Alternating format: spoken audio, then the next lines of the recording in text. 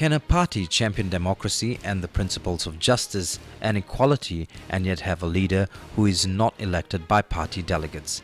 Many will answer no, but the fact is that the opposite is true in Parti Keadilan Rakyat or PKR, whose top leader is Datuk Seri Anwar Ibrahim.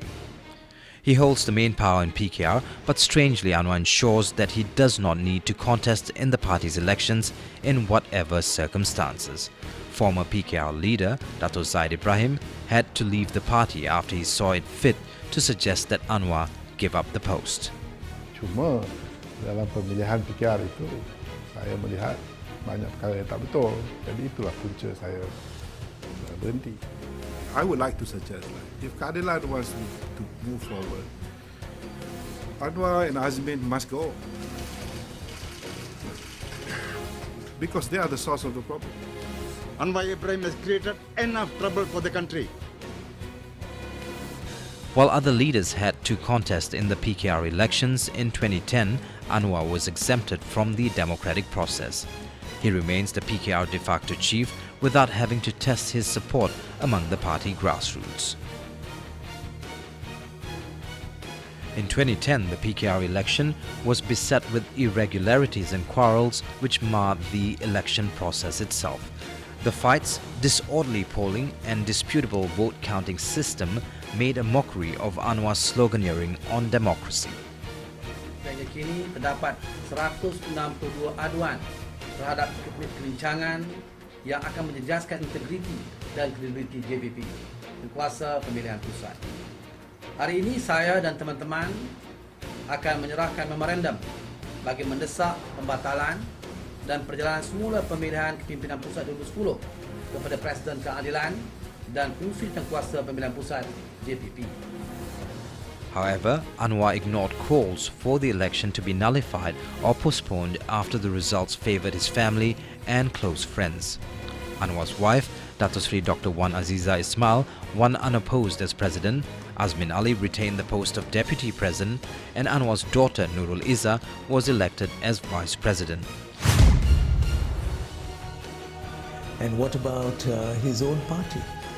Look at the elections, the electoral fraud and allegations that have never been taken care of up to this day. They've never been explained satisfactorily what he did.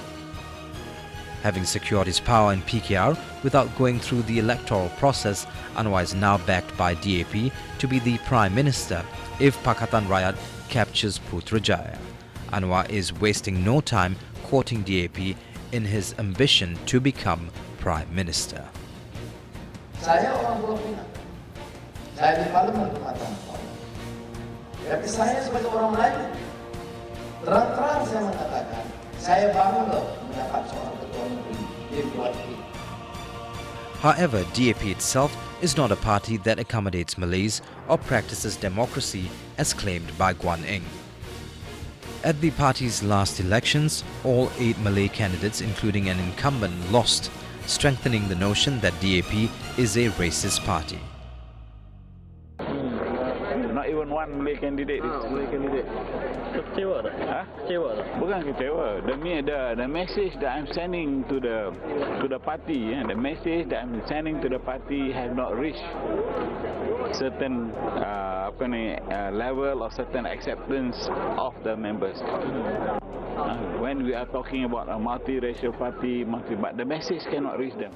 In a desperate attempt to salvage DAP's image, Guan Eng amended the party election results 3 weeks later. Guan Eng alleged that a technical error in counting the ballots had caused his political secretary, Zairil Khair Johari's failure to be elected into the Central Executive Committee, CEC, the party's highest decision-making body. This ploy of amending the DAP election results to favour Guan Eng's allies exposes DAP as a party that is willing to do anything to achieve its narrow agenda. Ya, ini kali pertama dalam sejarah DAP. Saya kira bukan menjejaskan nama baiklah, barangkali apa yang dikatakan satu embarrassment. The grassroots members very strongly feel the election results must be nullified and a fresh election be held. This will restore the integrity and the public confidence in DAP, which is the backbone of Pakatan.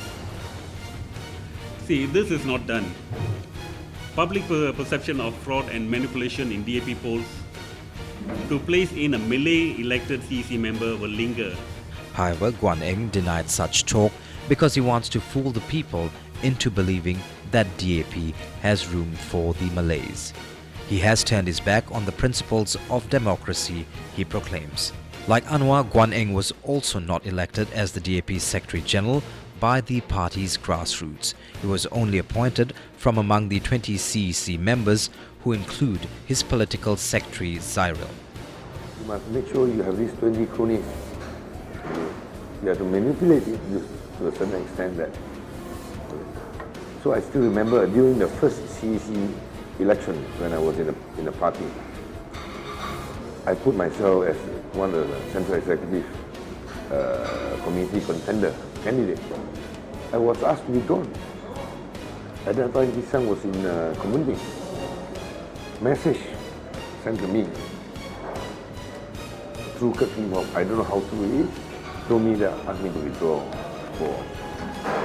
for the sake of party and all that. So at that time, I didn't know. So I thought, it doesn't matter to me. So right, I just withdraw. Then, things like that. So there's a lot of manipulation. Calls for Guan Eng to revamp the DAP election system, which has ensured his hold on power, and before this his father Kit Siang, are growing louder within DAP. Saya rasa sudah sampai pada masanya kita kaji semula, kita ubah, kita buat pengubahan dalam parti, pimpinan pusat, setiausaha agung, pengurusinya dan jawatan-jawatan yang penting. Kita biarkan rakyat, biarkan seluruh ahli kita dipilih secara terus. Setuju tidak? Guan Eng does not agree. He simply dismisses the calls by his party's elected representatives because he clearly wants to cling to power. Both Guan Eng and Anwar are classic examples of leaders afraid to stand the test of democracy in their very own party.